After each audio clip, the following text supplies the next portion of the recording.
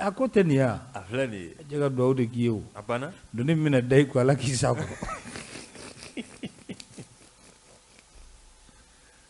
ne ta ni a y'a da tɛ kelen dɛ a y'a ta fɔ ni tɔ min ye ala k'i sa mɔgɔ la hali kuma tɔ yɛrɛ tɛ o fɔli c'est le mot c'est kuma pas le yɛrɛ tɔ kuma fɔli ayi a c'est pas le tɔ c'est le mot vraiment dɛ n'i pan ka sɔrɔ kotigi ma pa i bɛ panko fila kɛ awɔ mais a tɛ tɛmɛ ne ɲɛna ma de a tɛ tɛmɛ i yɛrɛ wa ni kuma ninnu n tɛ tɛmɛ ne ɲɛna ma le vieux sila fɔ Banagabugu la ɔhɔ k'a ni sɔgɔma k'a ni sɔgɔma Mhm. Kɔrɔbolo coach ah et bonjour ɔhɔ k'a ni il n'a sɔgɔma pas sɔlé ton père mon père Hmm. Bamusa Bamusa Balde break Tandare Tandare mort subite Bala Bala Bala an bɛ foli di a ma Ahɔ. ka El Hadji fo ah an b'i fɔnba Mm. an b'a kanubaga dugukolo ye fo ka taa se ɲagalen ma Mm. an bɛ ninnu bɛɛ lajɛlen fo Ina Jalo Mhm. an bɛ foli di u ma tabarikala Tɔnɔ Mori ah an bɛ foli di a ma ka solo fɔ ATT sugu la ni ala sɔnna k'a ni sɔgɔma Frère Diko frère Tiko Karo bitigi la Ibrahim Ibrahim an bɛ ninnu bɛɛ lajɛlen ouais fo Burama voilà ale Ibrahim ale tɛ jɔ bɛrɛ ale Ibrahim de samu ɲuman na n'an ko an bɛ bɛɛ fɔ a bɛ kɛ zun ye Alhaji Amiru Nangolo Jamtene Alfaruk Distribution an bɛ Mohamed Maïga fo EDM kɔnɔ a bɛ yen ka foli k'a di Masire Makaji Bintu Jawara EDM u ɲinɛna an kɔ tile fila in na Bintu Jawara yani bon ɔrɔ u ɲinɛnen don an kɔ awɔ bon Ivoiriyɛnw de ta wililen don bi u ta wulilen don dɛ kuratigɛ wililen don Côte d'Ivoire bi Confédération des patrons na o de tɛ ne yɛrɛ siranna o ko ye lɛtiri ci ayi n ko ne yɛrɛ siranna o parce que olu b'anw sɔn kuran na an dɔrɔn tɛ dɛ ko 11 pays olu bɛ k'u plaigner bi moi j'ai peur hein j'ai peur va avoir peur voilà j'ai peur de 11 pays u b'o de sɔn Masire Magaji an bɛ foli d'a ma ka Alassane fo pharmacie na an ba Sirifu Muna Haidara ka Sirifu muso tɔ kelen a ka foli o bi yan o bɛ yen l'excellent Mohamed Dramane Traoré ka Kanaki ani sɔgɔma Koyita an bɛ foli d'a ma a ka agence la o tɛ ka docteur fo Mopti a bɛ yen an bɛ foli an bɛ a di ba ɲagalen ma ba Ami Fɔnba an bɛ foli ni cɛnni ka a di ninnu bɛɛ lajɛlen ma Kaja Bacili a bɛ yen an bɛ u fo kosɛbɛ Kɔrɔ Kasim tililu la an b'a fo a bɛɛ ka foli bɛ di yan dɛ ani an ka autorité morale le sage les sages les guides Juman Bugu la ale don k'a ni sɔgɔma o tɛ o don an bɛ foli an b'a di Amidu Bagayogo ma voilà an tɛ taa Amidu Bagayogo ton grand frère mon grand frère ah non an b'a fo tu veux parler ayi a bɛ n hakili taara i ka i terikɛ dɔ wɛrɛ n terikɛ jumɛn i terikɛ Amidu de la Amidu jumɛn yɛlɛma Amidu non lui c'est mon ami voilà a bɛ n kɔnɔ k'i y'o de komi i ko Bagayogo ayi Amidu lui c'est Doumbia awɔ n hakili n kɔrɔkɛ Amidu c'est mon ami hein komi yɛlɛma mɔgɔ b'i bolo bi i ka plateforme sanfɛ ayi olu bɛ nin semaine bɛɛ ye yɛlɛma ye yɛlɛma awɔ u bɛna yɛlɛma kɛ yan nin semaine bɛɛ ala ka ɲɛ Jaginɛ o ko y'i tɔɔrɔ yɛlɛma ah ayi o foyi i tɔɔrɔ i tɛ taa commune 4 la tontan to fiyɛ totigi tɛ janvier wuli an ka taa ne bɛ tabakɔrɔ de n'i nana k'a fɔ mɔgɔw ye n bɛna o jigi tugu olu ka da i la k'i bila yen o ye koba de dɛ jigi tigɛ man nɔgɔn an ka nali in tɛ an yɛrɛ ye an ka nali yan an yɛrɛ tɛ ni an yɛrɛ ko de tun don jamana ko de don mɔgɔw ka da i la i nan'o kan ka jigi sɛmɛ i la k'a fɔ a b'an kun na ni aw tɛ a tɛ ɲɛ an sɛgɛnna kosɛbɛ nin kɛra nin kɛra nin kɛra nin kɛra an sɛgɛnna kosɛbɛ an jigi b'aw kan i bɛ hakili to o yɔrɔ la kosɛbɛ en même temps i b'a lajɛ fana ni i tora o position kan a bɛ se ka degun min se jamana na i b'o fana lajɛ ne bɛ mun f'i ye n terikɛ i hakili latigɛ an tɛna foyi de kɛ min bɛ jamana degun min bɛ jamanadenw degun an tɛna foyi kɛ n'an ye mun kɛ c'est que an bɛ se ka baara kɛ ka jamanadenw lafiya i hakili latigɛ pewu. voilà Jaginɛ i hakili latigɛ voilà n'an ye min kɛ an bɛ se ka dɔ wɛrɛ kɛ ka tɛmɛ o kan awɔ i hakili latigɛ voilà tigɛlen don i hakili latigɛ an hakili latigɛlen don ala ka masaya kan awɔ an daba ma ɲi an hakili latigɛlen don ka se kan sinon nin hakili latigɛ in ne tɛ nin na yɛrɛ dun i hakili latigɛ koyi ayiwa ayi dɛ i hakili latigɛ dɛ ayiwa a filɛ nin n'a fɔra k'i hakili latigɛ wala i hakili latigɛ kana kuma dɔw la quoi i hakili latigɛ Jaginɛ fɛn min ye jɔn ye Jaginɛ ko sariya kura sariya kura Jaginɛ nin yɔrɔnin a fɔli ka gɛlɛn dɔɔnin jɔn fɔli ka gɛlɛn bon c'est mon père quoi c'est mon père voilà jagine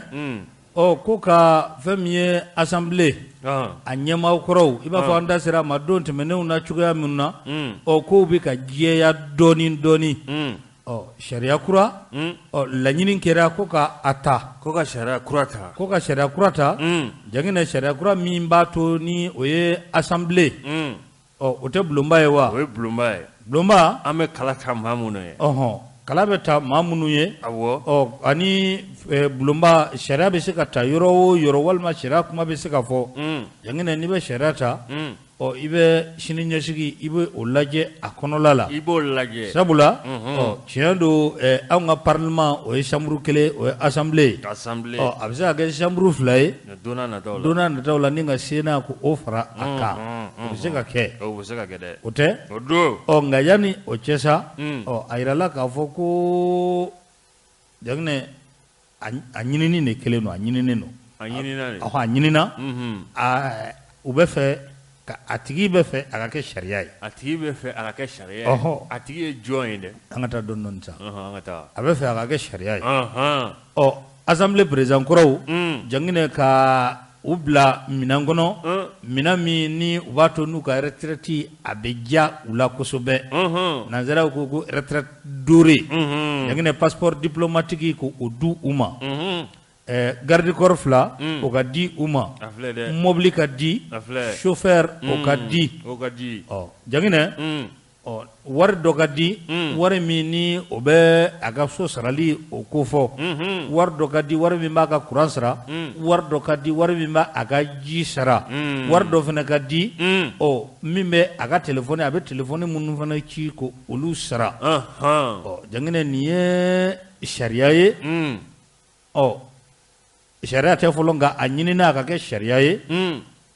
walasa assemblée président kɔrɔw u bɛ se ka bila o minɛn kɔnɔ assemblée dɔrɔn tɛ sabula ni a sariya ni a taara hali CNT ɲɛma n'o ye Maliki Jaw ye ale fana ni CNT ni u ka hakɛ banna u ka waati banna ale fana bɛ fara ale bɛ fara o ko kan ale tɛ taa kan kɔnɔ bilen o b'ale de ma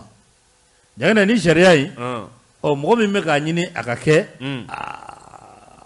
jagine Magma Gabriel Konate ayi maa wɛrɛ tɔgɔ fɔ sa mi deli sabali yɛrɛ de sabali non c'est mon père wallahi ale de bɛ k'a ɲini a ka kɛ sariya ye wallahi Magma jagine kuma dɔrɔn sa c'est mon père Allahu akibaru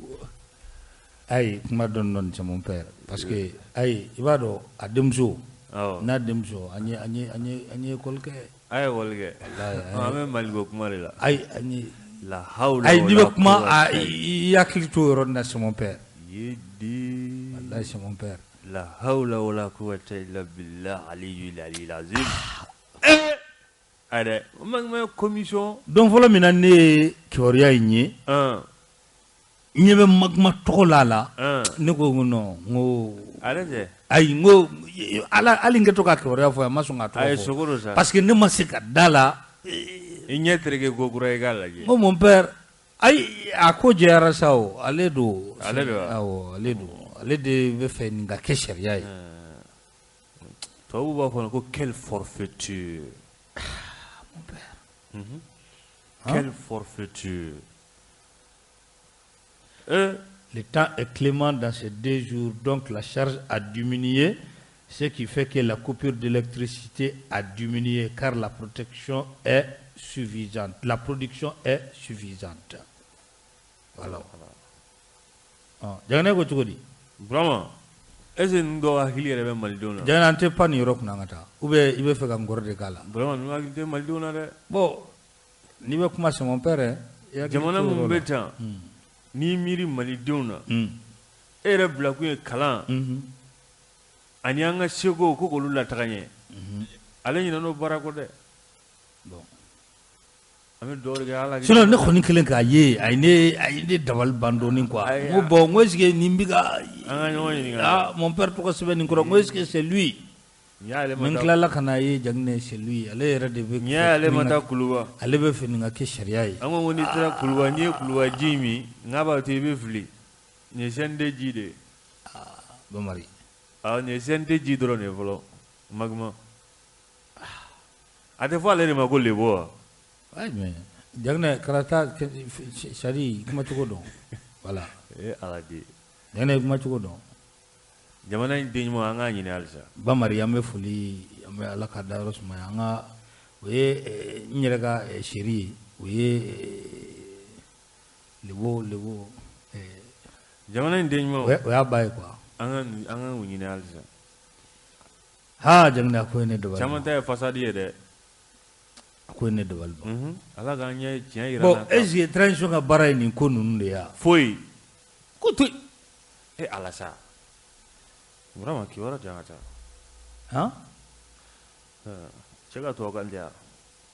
vous avez confisqué la révolution du peuple au profit d'autres intérêts. Autrement dit, vous avez ajouté du désordre au discorde, au désordre. Et j'en parle avec peine, quoi.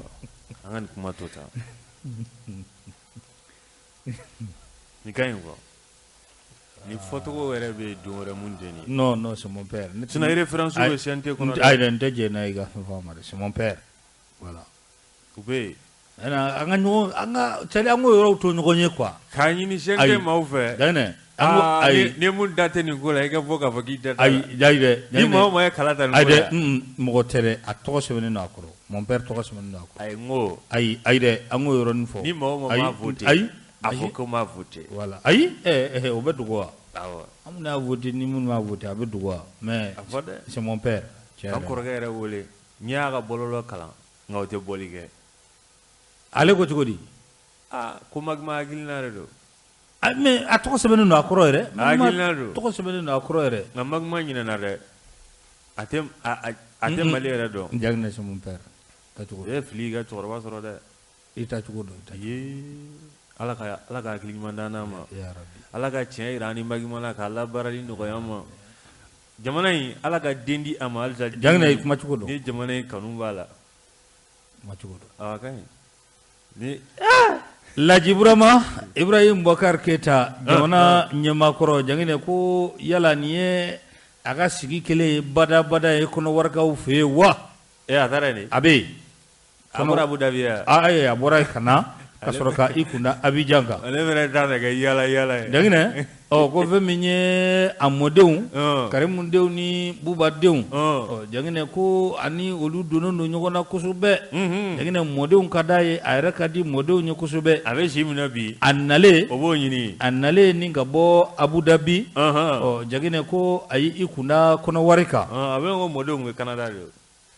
bon est ce que kalan tɛ yen nin mais kalan bɛ yen voilà bon est ce que sisan u tɛ sɛgɛnlafiɲɛ bɔ bon ne kɔni t'a dɔn cɛkɔrɔba a nalen ko a y'i kunda Abidjan kan a kundalen Abidjan kan ko furakɛli ko bɛ o la nka taakun fanba ko mɔdenw olu ɲɛnafin bɛ a la o b'a la dɛ jangine coronavirus a tun bɛ i sɔn waati yɛrɛ min na kosɛbɛ jamana in kɔnɔ a nakuma ko président a tun y'a yɛrɛ confiné jamalabɔ o kun nɔgɔyara jangine k'o kɛra sababu ye sa ani mɔdenw u tin ka don ɲɔgɔn na kosɛbɛ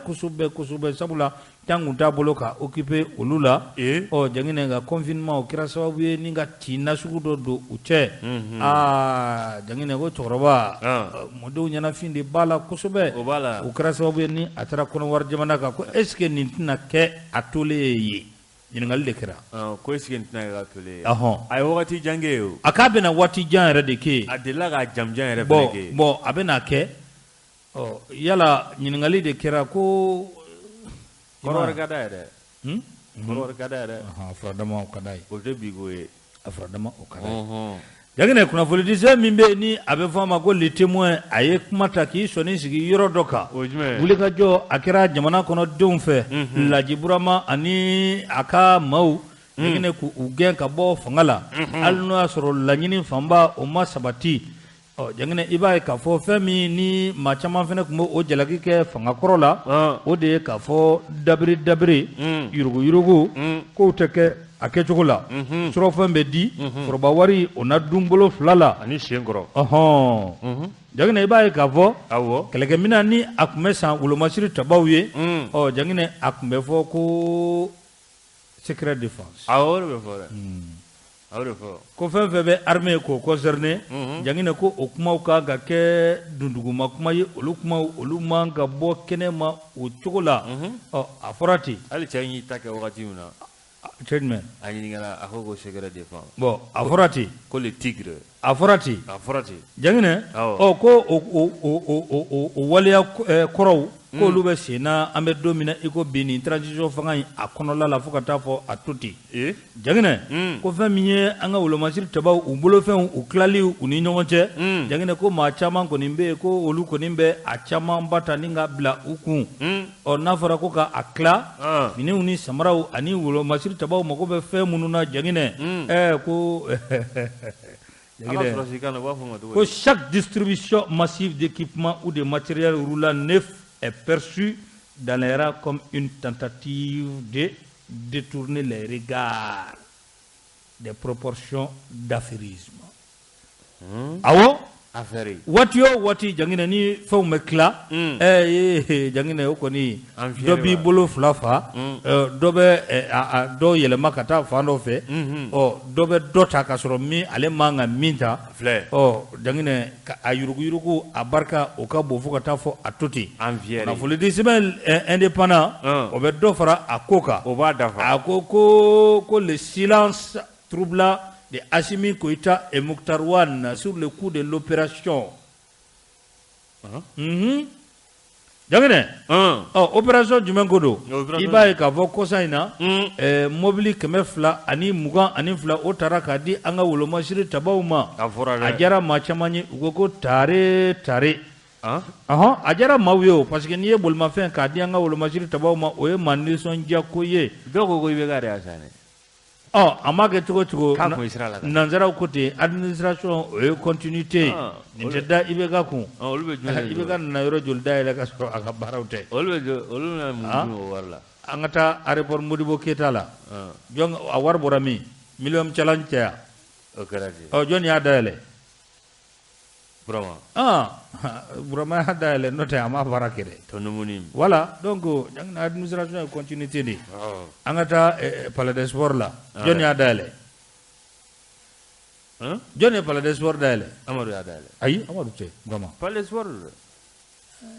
Janginɛ palais des sports a inauguré IBK de y'a inauguré Salimatu Mayiga ta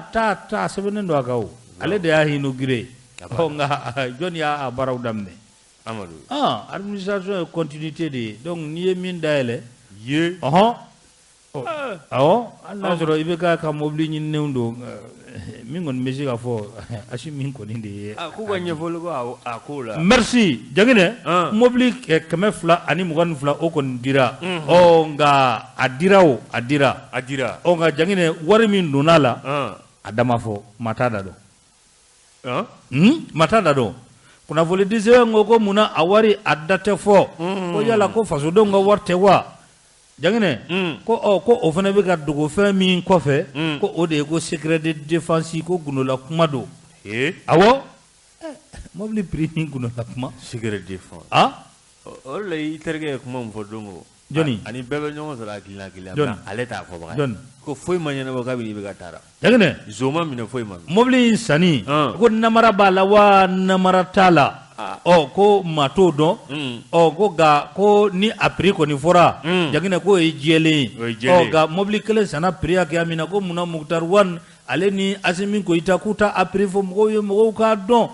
munna mobili prix Janginɛ ko a kɛn bɛ i b'a fɔ jakumabo k'a datugu maa si t'a a prix dɔn ko o kɛkun ko mun de bɛ fɛ ka dogo fasodenw na i ka cɛkɔrɔba dɔ bɛ yen ale tun bɛ opposition na ka tila ka taa majorité la n'i y'ale jɔ ka ni mobili jɔ dɔrɔn a b'a sɔn ka f'i ye a b'a sɔn ka f'i ye yanni an ka ɲɔgɔn ka cɛkɔrɔbaw bonya ayi non ko n'i ye cɛkɔrɔba in jɔ ayi non ka mobili in jɔ bon bibi na e b'a dɔn a ye fɛn min fɛ sɔrɔ yan ne ga me opposition a taara majorité la bibi ne bara fa ne ka me fam me ka me toro e ka toro kele ma e ba do ma don i ka toro ka jare ye tulu ko fa mi o te ya cena ye tulu ko fa mi e i ka to de ma ngamo ma ah cena bravo no i be jate mi ne ayi me jate mi ne ka cogo di ne ni wa me ka sebere bi re ni da wa kuma ta fa don no ni ye ale jobi ka mobili njo aba so vie aba vie de nga be man tunu no folo. Bonjour, Mas. Bon, depuis Bako Djigoroni, arrêtez de jouer les sons de Wagé. Chaque jour que vous jouez ça, ça me met sur mon nerf. Adaboku yo de o. Malmagere, adaboku yo eredi. Adaboku. Awo, adaboku ere yo de. Ya ma famu. Ya abeka efeke. Abeka efeke. Adaboku yo de. Wagé ere kuluba la o. Wajibi wage ba me de wo kulo ba la ba me ala tare nyono ya me nga wage kuma kan jwel dabla ko be ka ale ko ba ale dimi nale ya ma ba dusuma kasa oh ndarga nya dabo yere de kama kuno kuma ni bitate beti agli to iga folena voilà jagne ko appris ko o mafo ko mata pridon munako kembe ka appris dugo maula jagne amage chuko sa la jibrama aka watila jagne alno asro ga prix fufo prix kumefo alno asro prix fudo sur facturation awo alno asro prix fudo prix kumefo aw munako nunte prix fo munafo ngali tomi aglone ubunafo gwe aturai atakatoi voilà ubunafo ngali tomi jangine aglone abeto oyorola abeto ine ni ngali tomi na aglone turai amita nyefe angatate nandara nyefe jangine ibaye ka fo kuna fuli ale debe mafa ka soro imadore bla ida kosobe jangine makanga sira makanga juro ni singolo bana wuliga jo acha mambulo dalendo ugage ulika jo chaman bolo dalendo muga ke jagine kunu ayam ibo do te ko lunga tonya association des élèves étudiants du Mali oni yente mu nyogoni barakala ko ton ule nyogoni kele afo kele mamunu be ni oluwe kasubon o garnyawe jagine kunu olu ga grève o sebembla go bravi bla okera afo fila jane uli ka jobe ambe do mine ko bi jamana fan chama fe marakala ka kunu ulu ka ponti o ye marakala ponti ke ulu ka ponti ke bina bene babina bina jang jane o dronte o vemie bow bow ke munu tise ka lefo ni ko lefo ba ke re ni ko bo ka lefa ba ke re globilo globilo re ko sari ko suro ne ma fe ka fara sarira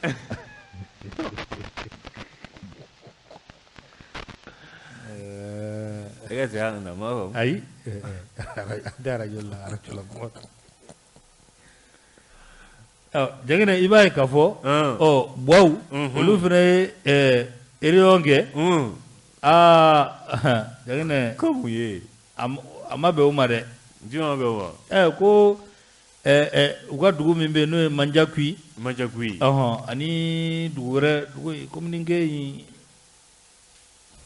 blala fando feo jagine manjakui bala ani uga dugure be jagine kuka uga dugu ka kuma sigi ka folo min gera afara kuka dugu jagine kuka ake cercle fangaso ani manjakui fangaso afara kuka siga folo munun gera ayira la ka fo kuka ni dugu fla ko olu ke cercle jagine ko kuma wore be ta fo olu ye ka fo ko otuna ke cercle jagine kama be umade kama be olu ma bi ama be olu machine niko digo bashi njagwa do jagine accord ka waleya accord waleyali afara ko fo ni ne ka ke o fo découpage ka ke bon ni chego kanga na wage kuma kan kala ni nana kibe moula ni vene Bo transition ni be sira kelen jumɛn na aka jagine aka baraka kota aka duni jamana kono du yɛrɛ fanga mu suganti yɛrɛ kan ni ko nunu ke jari mɔgɔ dabali de bɛ ba chaque fois quoi ni ye jamana yɛrɛ tacogo ye dɔrɔn jagiri dabali de bɛ ba ha bon mun découpage ko de kɛra sisan ne dabali kɔni banna bon a kana bali la dɛ accord waleyali dɔrɔn don ka ɲini na kun kɔ bon jagine jamana in découpage e cɛ a ka gɛlɛn koyi mu ada do i b'a dɔn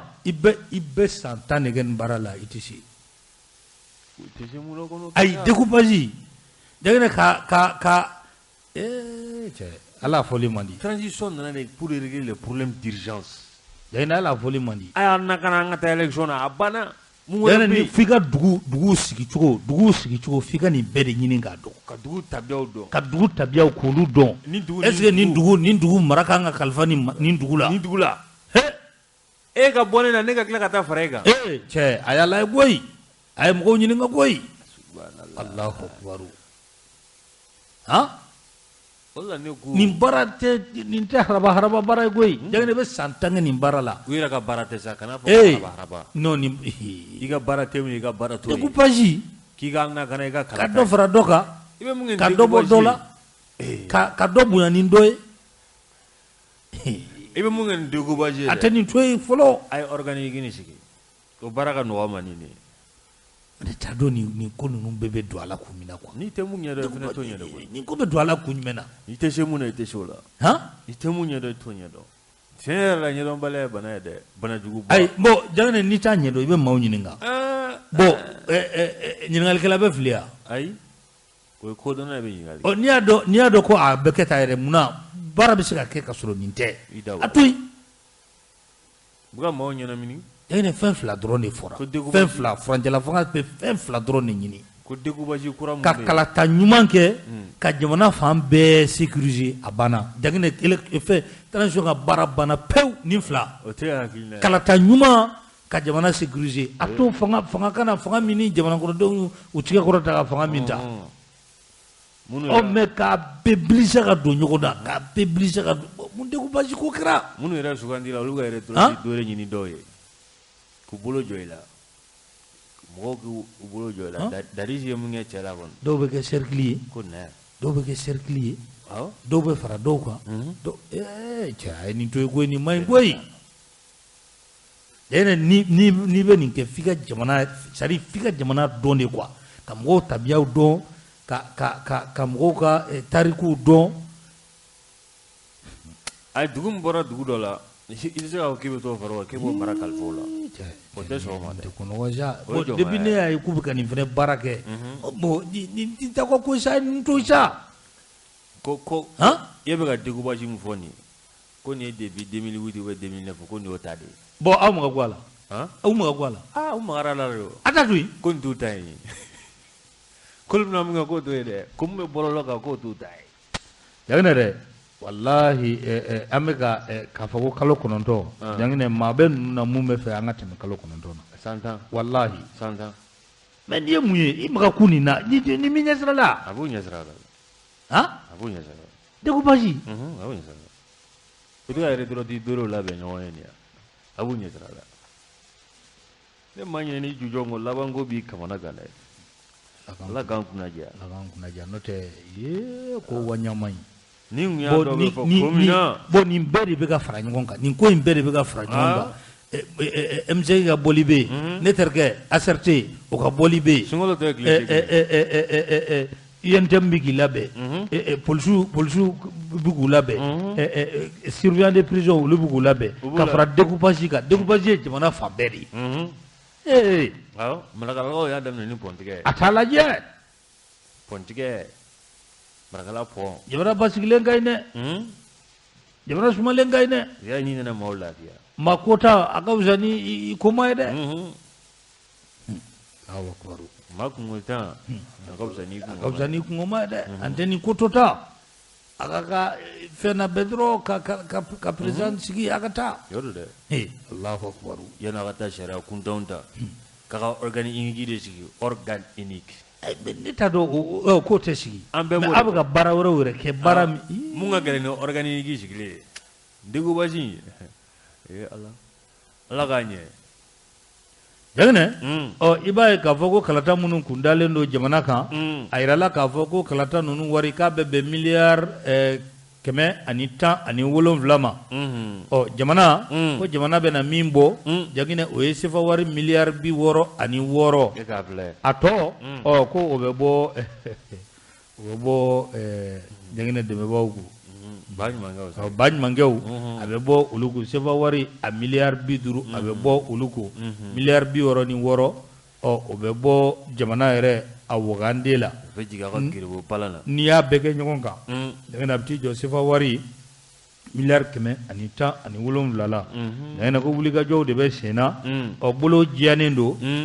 dɛmɛ ni dɛmɛ ko o ta ka an sɛgɛrɛ walasa kalata ɲuman a bɛ se ka labɛn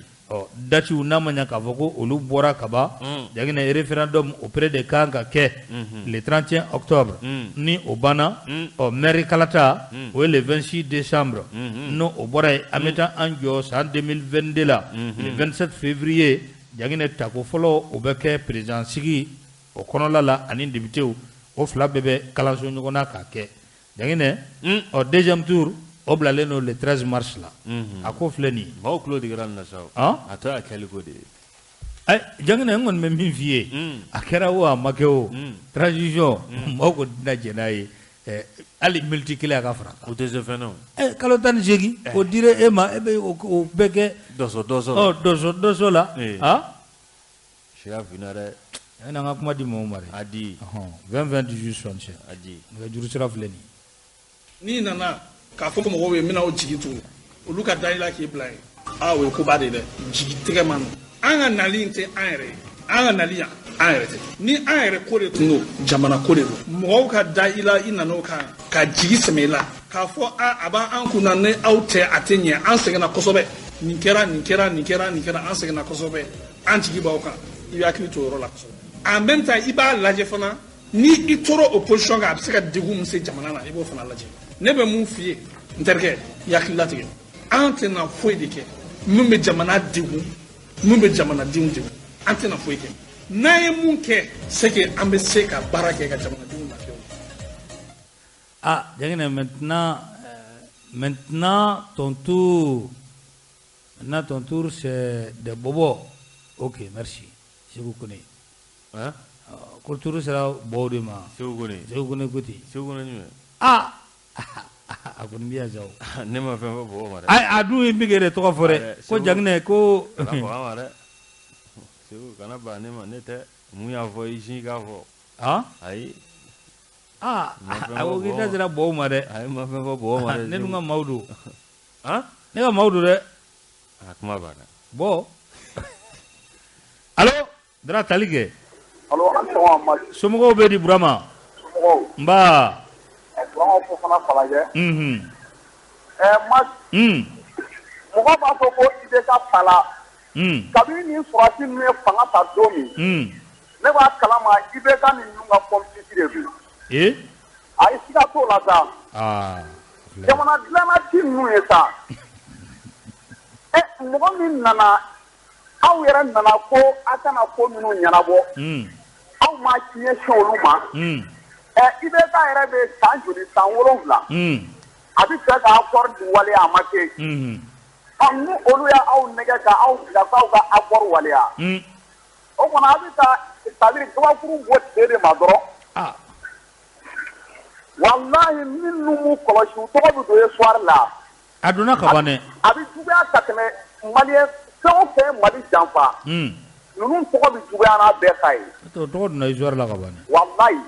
E yɛrɛ k'a lajɛ surasi nakun ye ko e ka découpage kɛ ka dɔ tigɛ cɛ a ma kuma ye yɛlɛko de ye. Mali yɛrɛ région minnu 8 ou bien 9 min b'aw bolo. Aw ma se k'olu yɛrɛ bɔ nɔgɔ la Bamakɔ yɛrɛ courant bɛ tile ka tigɛ. E bɛ tila ka taa mun région voici ye. N'a kɛra fo 24 de. U bɛ yɛrɛ nɛgɛ de la sa. C'est-à-dire jamana in n'a jɔla olu denw b'a kɔnɔ anw denw b'a kɔnɔ olu faw b'a kɔnɔ anw faw b'a kɔnɔ u baw b'a kɔnɔ anw baw b'a kɔnɔ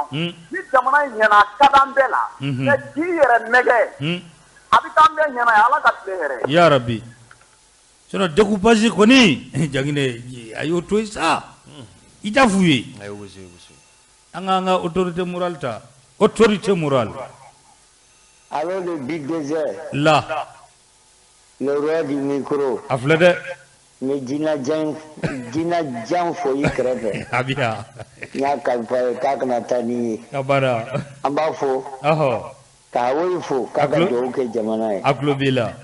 ambi awre bafo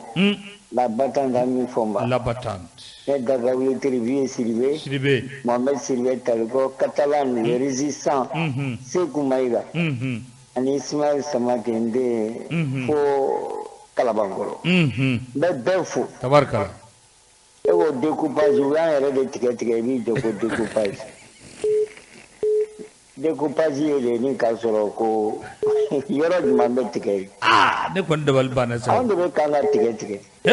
e ma jamana bɛɛ wuli c'est-à-dire i b'a fɔ yɛrɛ olu la i b'a fɔ transition tɛ quoi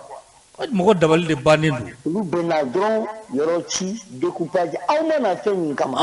transition ye fɛn fila de sécurité a élection kɛ a banna organique kelen a banna mankan a bɛ sigi kura ye koyi ala kan parce que hali ni sigira jɛya la o b'a fɔ k'a ma sɔn jamana bɛɛ ko organique kelen de ka sigi ministère k'a dabɔ a la mais u bɛ kan ka taa Mukutari bɛ don sigi yan pipopa ni fɛn sigili la wa bana min dɔnnen don wallahi bana dɔnnen don a y'o kɛ banabagatɔ la a ye fura d'a ma an si man kɛnɛ olu yɛrɛ man kɛnɛ anw man kɛnɛ sisan an bɛ fɔ an y'an ta to ala ma wa jamana in fɛn fɛn fɔra jamana in kɔnɔ a bɛɛ kalo sida ko de filɛ ka jamana in fɔ ko nka se nin kɔrɔ a k'aw kana yɛrɛ sɛgɛn ne ye nin fɔ ye kabini a tile fila n ko ninnu tɛ se foyi la wulajɛ kɛ maa min bɛ se ko la a bɛ kɛ tan wa aw bɛ taa découpage o tuma sisan u b'a fɛ k'an yɛrɛ de tigɛ ne kɔni ma foyi faamu u b'a fɛ k'a diya rébellion de la maaw yi sɔmina quoi marakala kɔni kan ka kɛ cercle i tan kolonya depuis pɔn bɛ jɔ fo ka na bila sisan dugu tɛ yɔrɔ min yɛrɛ nord la dɛ maa tɛ yɔrɔ min dɛ olu de ta Tawde ni mɔgɔ de bɛ yan mais o kɛra région ye parce que rébellion y'a exigé mais mɔgɔ minnu ma nin exigé fu bɛ yen aw bɛ na dɔrɔn bɛ i b'a fɔ u ma na transition kama quoi k'a bɛ maa dabali bali dabaliban ko tɛ dɛ n'i y'a ye an bɛ nin kuma fɔ an ma bɔ a la de n'an tora a la tuma min an b'an makun maa wɛrɛw bɛ na kan kɛ anw kɔfɛ n ka cɛ n b'i fo la merci la jagina ko in bɛ maa dabali ban koyi o bɛ maa dabali ban dɛ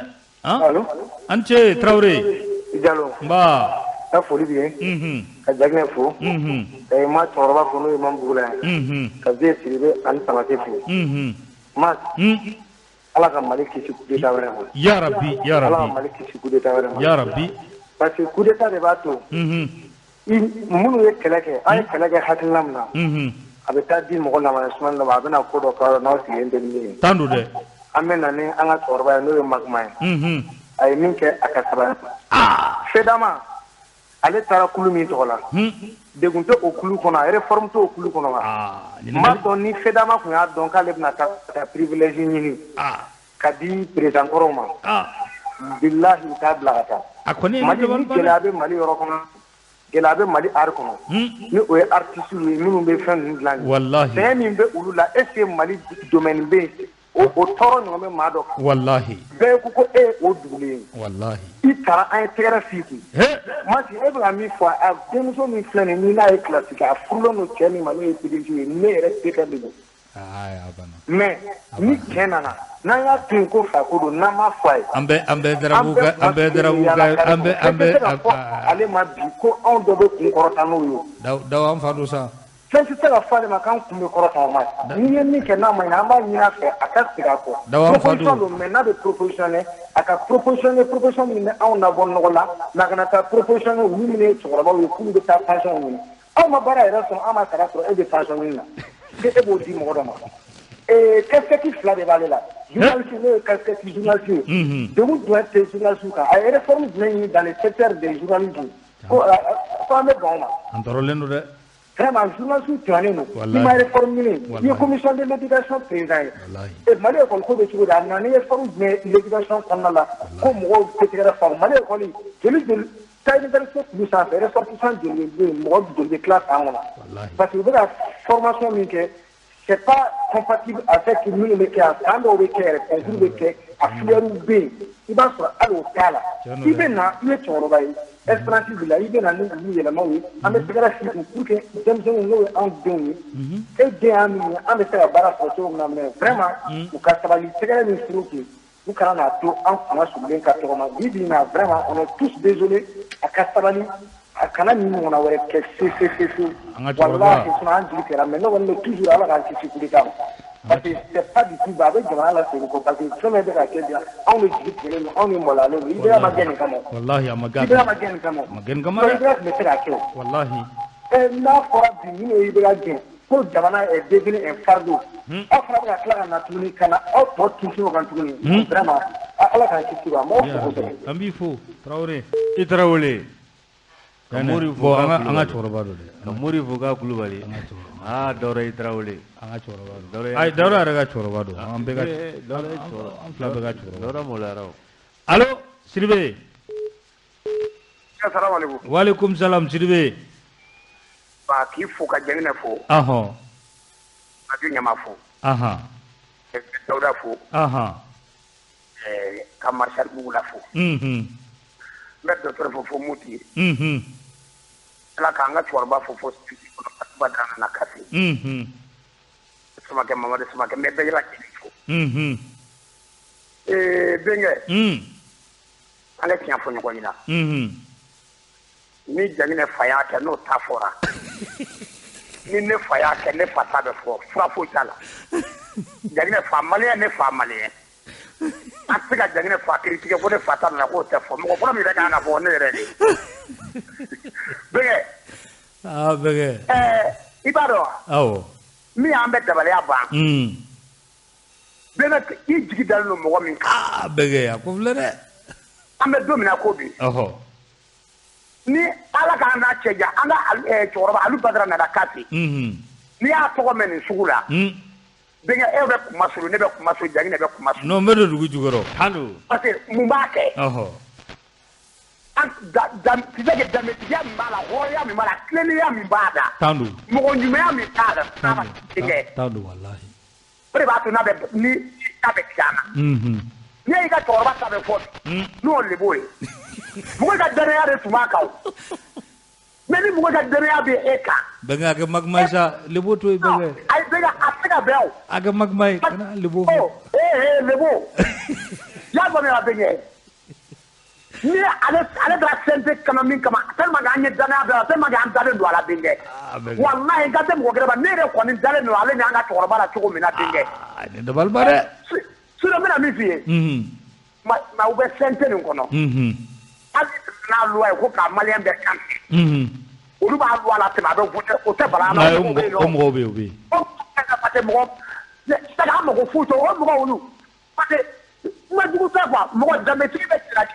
da do na dame ka ko na do na be tira ka ta bu ko est ya ko ta o mo be sente ka ni ko de do ba malien be kan wallahi le muru ta ka bi ma mo de ka e kan te olu ta bala na do ko olu de su ya ke pero ta bala na akofle de na amba fa da ke sigi akofe ko be jamana kono muni takele megre be na ta ngama mini takele e ta ci mo du la kwa parce que do na to la kuma de be do la kwa be benge chokroban be do la be ni mo do la ke ay fare ni chokroban gela don ne donc parce que avec sigi akebo ko kono ngela don ne radi tiara be ga de kuma ci ko la ko me anga sente mo ko crise mbe nunu da nunu de la crise de ka crise malien be tai wa te bi 2008 ni fe nunu be no I atite ka wakati wulu ma se ka ke I be ga nana wulu ma se ka ke me ko mi nunu mi na ko mi crise ba aw de ka farni ni malien be na do France de fanga ni ka di numa na so anga kele de fanga di numa benge na do nu ta de malien ka tabanga ba ba ni ta fo ta benge anga bra ba na ba mo ko mi kaga benge nous me gagne fait no ne me faina e ke tani ngali ke papa we da fanga bina wakati ga dita pri pagare tiwana ba amaka awu ni umar margo nunu nun to me ke wa da dita pri fola kono ibe ko ka benge akwa ta roshi me nunu le ga marfa bi o da marfa do de na de gbe kire na ka ba mugu chula ala go be ka be ne fanga bi se ka ne fanga ke be ko be to ma te wa Ayi o bɛ ɲa jamana wɛrɛ yɛrɛ la Mali tɛ bilen o marifa bɛ maliyɛn b'a bilen komi kilisi de b'a ja taa kɛ sɛgɛn kɔ taa ka sɛgɛn kɔ an bɛ ka ladi an bɛ ka fɛn bɛɛ f'a ye n'an fɔra k'an bɛ ka bagabaga an t'o bagabaga n'aw de tɛ Mali buruja an sigilen ɲina a kɛ taa fɛ e kana dabila dɛ bɛɛ kɛ Mali ja waati la ne kɔni bɛ min fɔ a ɲɛna accord ko de o découpage ko de don o e b'a fɛ ka accord de falen o e k'a bɛɛ kɛ ni jamanadenw de taa jamana ye ninnu de taa jamana ye an de an ka kɛlɛ kɛ ou bien n'aw de ye kɛlɛ kɛ on verra n'a fɔ bɛna kɛ mais Ala ka sokɔnɔ b'an kɛnɛ ɲina merci Ala ka tile yɛrɛ d'an ma merci cɛ Jaginɛ allo oui an sɔgɔma Mas Bagayogo nba dɔɔni min fo n nɔgɔ ka Jaginɛ fo ka Oma Mariko fo n denkɛ Vieux Siribe ani Garan Bugula an ka foli b'u bɛɛ lajɛlen n ka foli bɛ Info Matinal groupe membre bɛɛ lajɛlen fɛnɛ ne ko Mas CNT a fɔra ko ka sigi ne tɛ a sigira sigi cogo la wa a ma sigi ten an ko yan nɔ ko i bɛ ka tila ko an ye maliyɛn bɛɛ kɛ CNT ko in fɛnɛ la an bɛ ka maliyɛn bɛɛ fana passe dɔn kelen de awɔ sinon Lebo vraiment mɔgɔw ka ne cɛkɔrɔba don dɛ i jɔ a dɔnnen don tɔgɔ min na mɔgɔw ayi a fɔ Bamarden i jɔ a dɔnnen don Bamari ka wara o tɛ yan comme de fɔli ka d'a yɛrɛ vraiment a ye maliyɛnw jira misɛnya kosɛbɛ dɛ a gɛlɛyara dɔɔni parce que ne hakili la CNT a ko fɔra ko k'a sigi cogo min n'a tun sigir'o cogo la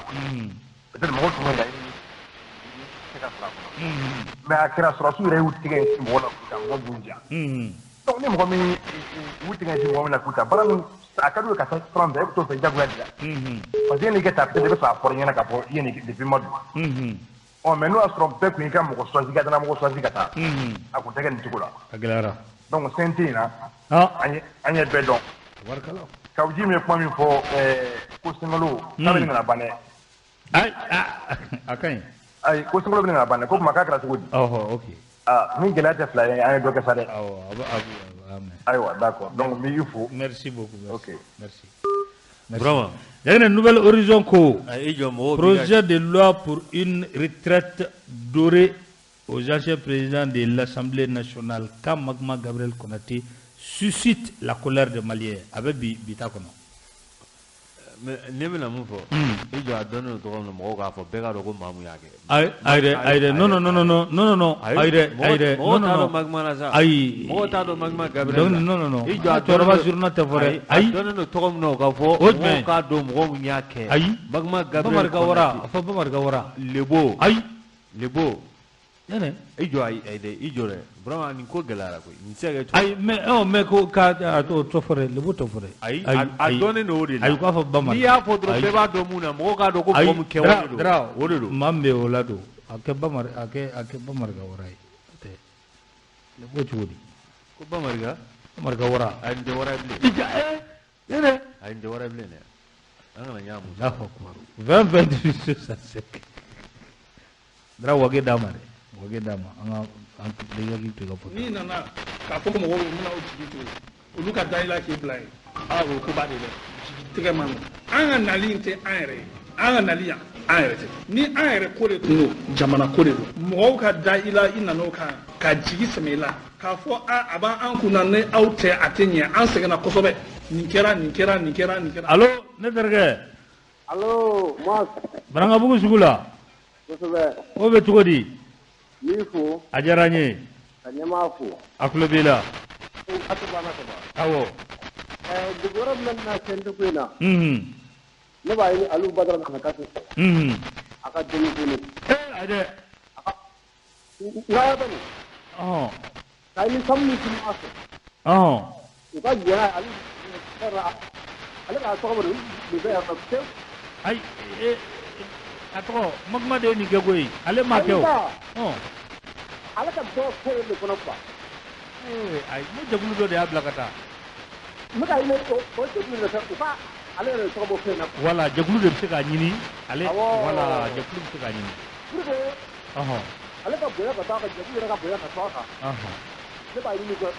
n'u sen yɛrɛ u ka a jira ka bɔ fɛn kɔnɔ merci yana ko bai da allo Mas an ce i bɛ hakɛ fɔ vraiment ko fana kɔnɔ vraiment awɔ tɔgɔ filanan o ye Laji Sakɔ ye. Awɔ a b'o fara a kan. nin bɛɛ fɔ kun. awɔ e ko ko Janginɛ kana min fɔ an b'a dɔn o de la o filanan ye Laji Sakɔ ye.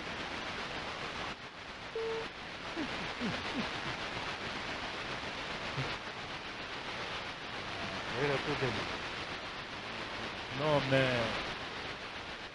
mon père a gɛlɛyara quoi. tiɲɛ la a y'a gɛlɛyara.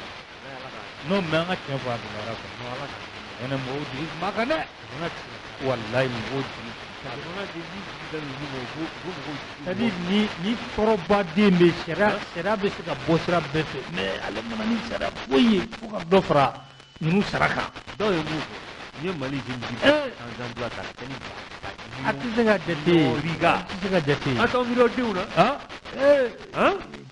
yɛrɛ bɛ yan san joli mɔgɔw tɛ ka kalan i tɛ proposition ɲɛnama ye kalanko la. a gɛlɛyara dɔɔni dɛ. fo ni non ala tun ka sariya ta anw ka quartier sira dɔw bɛ yen komi a tun bɛ bɔ Dawudabugu ala tun ka sariya ta an ka sira dɔw bɛ yen olu ka dilan. yɛrɛ o bɛɛ ka fisa bi de walahi o bɛɛ ka fisa bi. a gɛlɛyara mon père tiɲɛ yɛrɛ yɛrɛ la. bon ala ka Mali kisi. ala ka Mali kisi. hakilina kɛlɛ don dɛ. ala ka den d'a ma den min ni jamana in kanu b'a la.